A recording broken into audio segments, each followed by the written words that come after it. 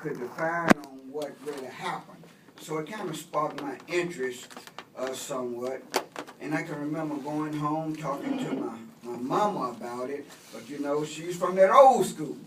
So she just couldn't believe that babies sleeping on their stomachs, amen, would cause, that's their preaching,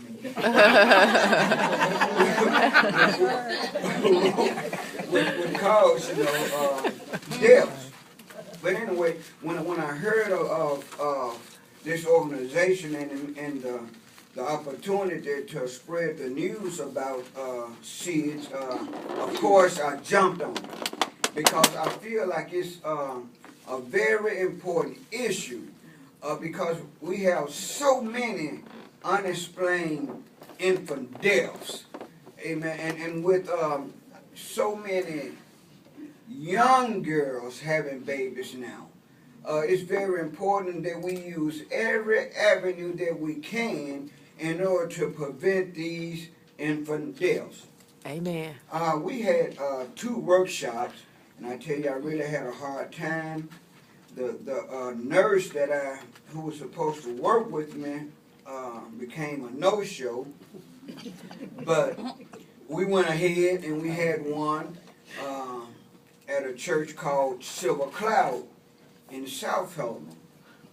And one of the things that we did was a demonstration with the crib and the baby, showing the proper way to lay a baby when they're asleep. And we dispelled a lot of those myths of having those pretty pads around the baby cribs and stuff like that, which a lot of the young people didn't really agree with. But we did those demonstrations, and we also had them to sign a pledge that reads, "I pledge to place the baby in my care to sleep on their back every night and for every nap. I understand that side sleeping is not as safe as the back, and it's not recommended. For babies sleeping on their sides are more likely to accidentally roll onto their tummies.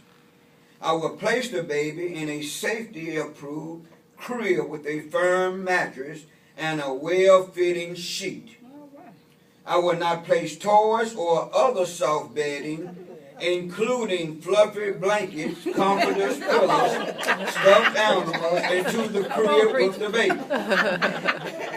I will avoid letting the baby get too hot and will dress them lightly for sleep. I will not cover the baby's head with a blanket or overbundle them with clothing and blankets. I will consider using sleep clothing such as sleepers, sleep sacks, and wearable blankets as alternates to blankets. I will not use wedges or infant positioners, since there's no evidence that they reduce the risk of SIDS.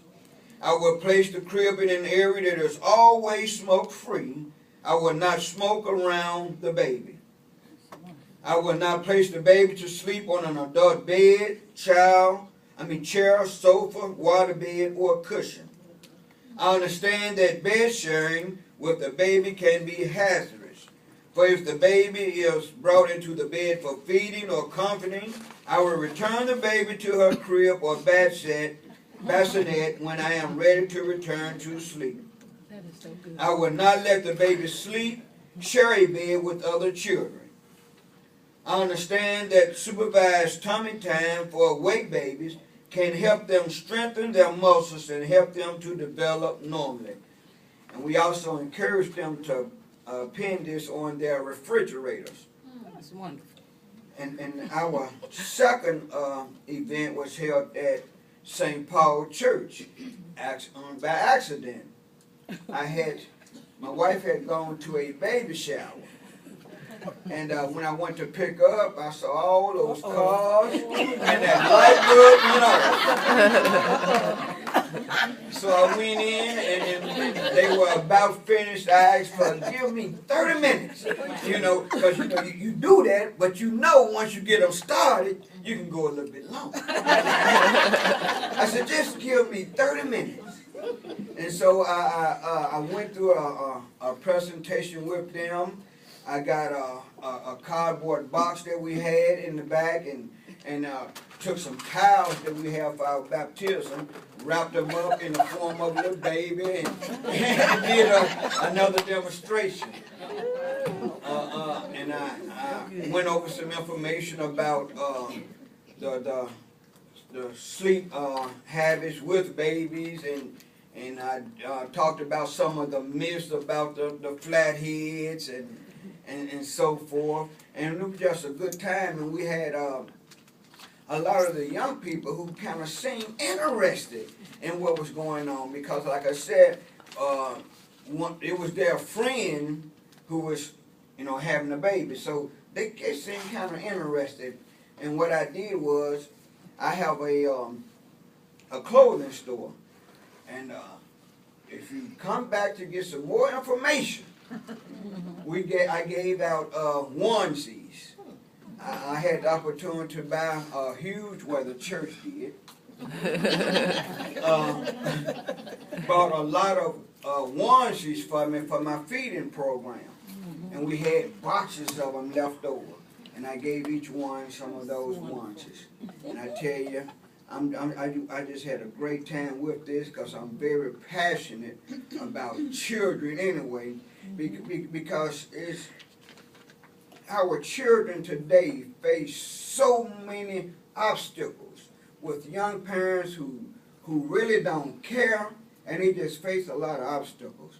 So I'm just passionate about helping our young people to live to a ripe old age and be a productive person. All Any right. questions?